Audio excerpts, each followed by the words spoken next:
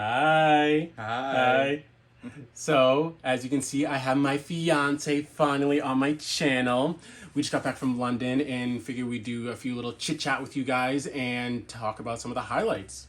You ready? I'm ready. Let's dive in. Okay, so for many of you guys that know, this is my very first time going going over to London, taking a hop, skip, and jump across the pond to London.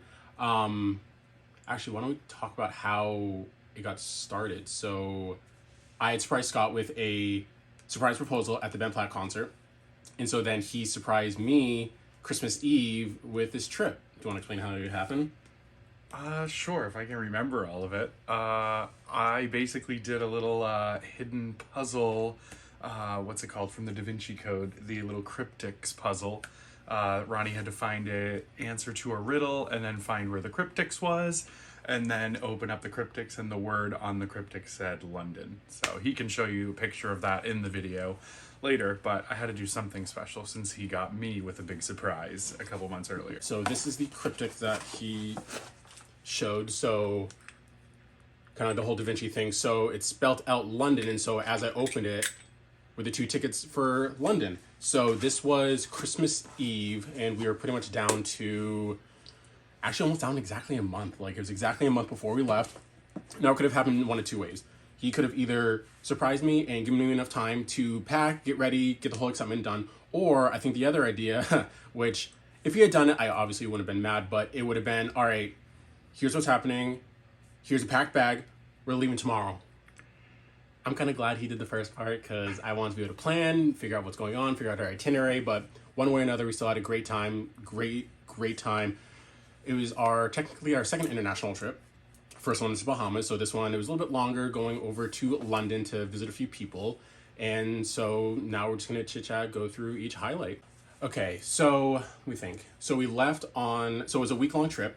Left on a Wednesday from Boston, and it was his dad actually that had driven us down, so we didn't have to really not wake up early because it was more of a nighttime flight. The red-eye flight, yeah.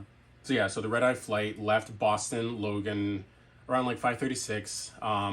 So we got a ride down there, got priority Boarding, yeah. seating. So pretty much that just means we're those bougie ones, not the ones that get the pods, like those very fancy bougies, but we had at least enough room. So as you can see kind of right here, it's like we have this whole leg room.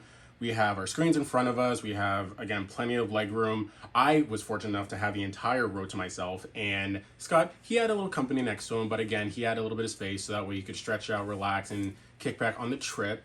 One of the main things too is on international trips, you get food. And so we got complimentary food.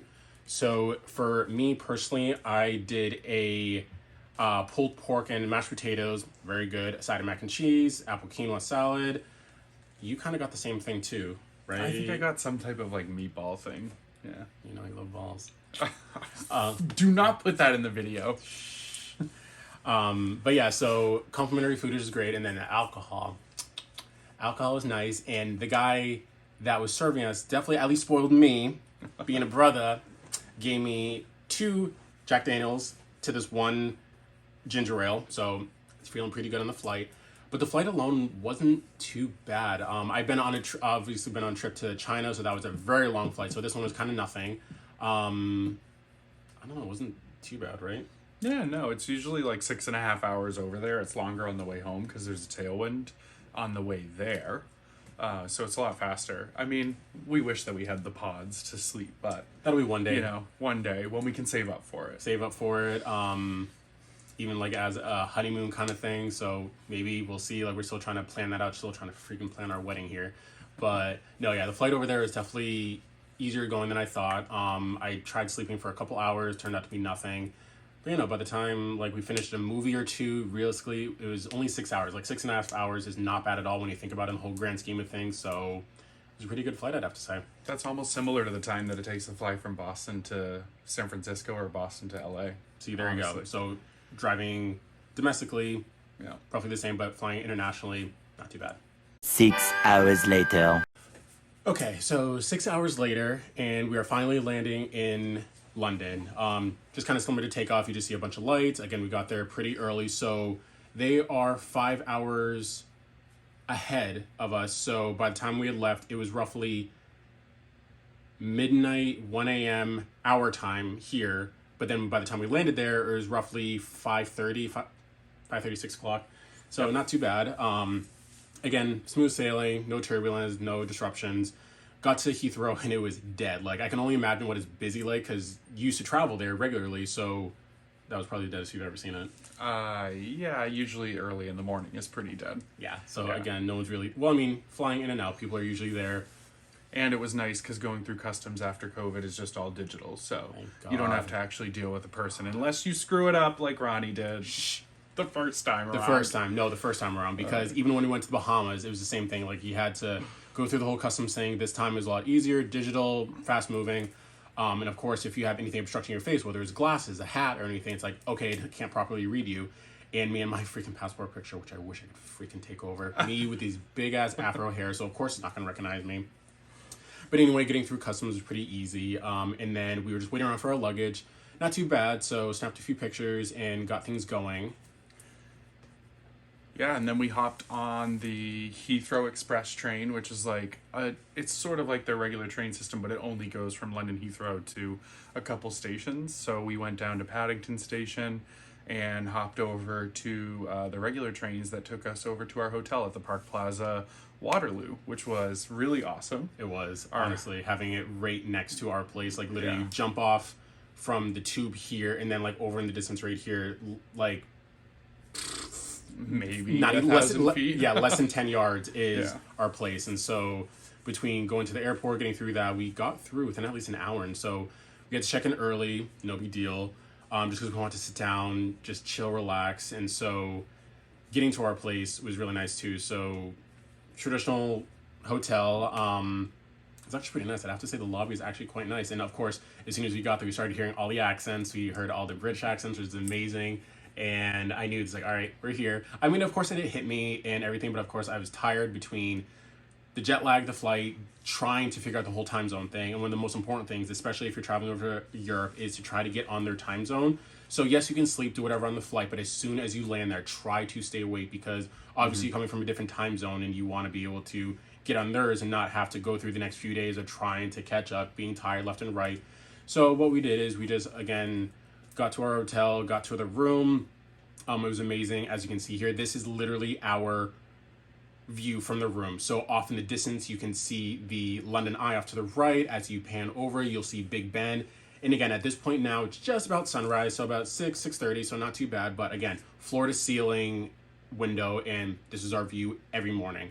One of the best parts is that, of course, I had like the regular blinds, but we had our little electric pads, I guess you can say, right next to our bedside table.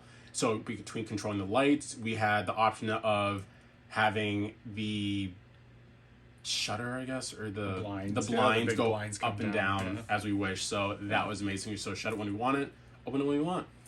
But then for most of the morning, we just walked around. This one needs to find a plug for his sleep app machine. But beyond that, we just had our regular battery packs so we could power our phones, AirPods, anything we needed.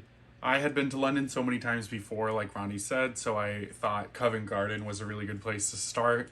That's mostly like touristy shopping, kind of, and like there's a section that's lots of little stands and street performers. I think there'll be a section where he's got a couple street performers in there. Street performers, well, you were complaining about right here. This guy, This guy that, of course, you were walking, it was early morning. I was just curious, like, all right, just like in Boston, how we have it around Faneuil Hall. Okay, thank you. So right in front of Faneuil Hall is where, of course, street performers come. So we were watching this guy, and he was trying to get his whole body through a freaking tennis racket, and it took forever. So you'll see a little clip here, but it's like, okay, moving on. But for the most part, we walked around, saw all different kinds of architecture. We passed by at least, during our trip there, well over 100 buildings that were older than the United States alone. Just that sentence alone, like just seeing the different structures, seeing the architecture, seeing the sculptures and creativity that went into it, the U.S. needs to catch up. But between walking, did well over 5 to 10 miles every day, which is all good. Like, it was nothing new. But the first day we walked through some gardens, walked around, we walked in front of the British Museum, which we'll get to on another day. Actually, funny enough, the first day was the only day it actually rained. And so we didn't exactly plan for it. It was fine. But we got wet. We got freaking soaked. And at one point, I'm sorry, this, I'm getting us some umbrellas, we're getting a bite to eat, and so we actually stopped by, funny enough, right around the corner was not Gordon's Wine Bar, Gordon's like street burger. Gordon Ramsay's street burger, yeah. So you guys all know Gordon Ramsay from Hell's Kitchen. And had some quick burgers, got out of the rain, had a quick drink, and then continued to walk around, and thankfully it was dry enough. So after that, we had gone to Trafalgar Square. Yep.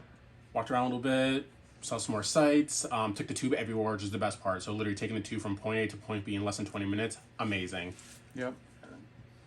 In between a lot too is we just went back to the hotel for a little bit. We took a nap, showered, relaxed just before our nightlife. And so for our first night, we got to go to see The Lion King. Like we were saying before? So like Ronnie said, we got to see The Lion King, but right before that, we headed back to our hotel, got ready, kind of relaxed for an hour. I think we might have squeezed in an hour nap, even though you're not supposed to nap too much. So we headed out from our hotel, and we actually got to meet one of my really good friends that I had from when I worked in the UK, Gemma. She wanted to meet us the first night that we got there, so we went to one of our favorite places, this little spot called Gordon's Wine Bar. It's like the oldest wine bar in London. Cool little cask rooms, and you can just sit outside and eat a charcuterie board and drink wine as long as you want. No questions asked. Like, people are just so chill there, especially when it comes to like eating and drinking and spending time with your friends. It's so different. You could stay at a restaurant for 2 hours and people aren't going to be upset with you. I feel like in America, people are like, get out of here. Very pushy. Be like, all right, you done? Can I get you the bill? All right, next round, please. Exactly. So no, but here is really cool. We didn't plan for it to be a little cooler out, so we were kind of dressed up a little bit. I personally I had a jacket and everything, but between like my loafers, I was just a little cold. But the cool part is, as you'll see in the picture, is so you go down the entire row, but then on each side are heat lamps, and so that was able to keep us warm. So it's nice. So between the wine that kept us warm and then the heat lamps, is actually pretty nice. But yeah, just chit-chatting with Gemma. It was honestly amazing meeting her. Obviously, Scott's talked a lot about her, all the good times that they had, and especially making the transition to England very easy.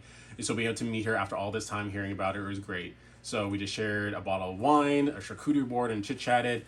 Went back and forth between American and British customs a little bit here and there. But again, just chit-chatting right before The Lion King was simply amazing. Yeah. I mean, of course, we had to go see a West End show. We were going to London. Ronnie has not seen tons of musicals. He's seen a few, but really have to get him into the musical life. So I didn't want to force him to see Wicked for my 4th time. So we decided that we would see a show that neither of us had seen. And we decided on Lion King because I think that's both of our favorites as far as Disney movies go, but neither of us had seen the actual performance. Honestly, I mean, in my opinion, it was just incredible. Like, not just the show alone, but like the setup, the costuming, all of the work. I mean, the costumes are like beyond costumes. They're like moving creatures and parts and all these things that is just incredible. Totally recommend if you get the chance. See it anywhere in the world. Seriously, goosebumps from start to finish between the engineering and the artistic talent that went into making this. Like, I know we weren't supposed to record a couple of clips, but me and my Deadlift Shelf, I had to, especially during some of the more popular songs. So you'll see in a minute, but honestly, just the whole production itself and having the seats and everything, it was perfect seating, perfect lighting and everything, so we could see everything. It really was watching The Lion King come to life. Like, of course, you've seen the cartoon. They recently just had the live action, but then seeing it on stage just brought a whole new meaning and love of the musical and the movie itself. And so seeing some of our favorite parts, seeing our favorite characters come to life and seeing them transition throughout the songs and everything. Of course, some of our favorites, Mr. Timon and Pumbaa. I swear to God, I could not stop laughing. But again, just seeing them interpret it the way they do and seeing the whole production was amazing. And I would definitely recommend going back. It was honestly a close tie because as you guys saw, like on socials and everything, I could not decide which one to see. I'm like, do I want Wicked, Phantom of the Opera, Lion King? But at the end of the day, I'm like, let's go with something that's a safe bet, something that we'll know. We'll of course see Wicked at some point, but maybe at Boston, New York, or when we go back to London, maybe we'll see it then. Because one of the parts I didn't realize was that each theater had its own musical. So like we went to the Lyceum Theater that had Lion King, another theater had Wicked, another one had Mamma Mia. So it's like, oh wow, so you could literally go from place to place to place and see all these different musicals in the West End. So just like our Broadway. But again, start to finish, simply amazing. No complaints whatsoever. And that's pretty much how we ended the night. Like, we were, of course, too tired. Didn't want to do anything else because we wanted to get more sleep, more rest, because the next few days are going to be amazing. And so that's it pretty much for first day. Like, any complaints? Day one, no complaints whatsoever. No, so that's good. make sure you catch us back here for the rest of our trip. We're going to be moving on to day 2 soon, so stay tuned. I'll see you guys later. Bye.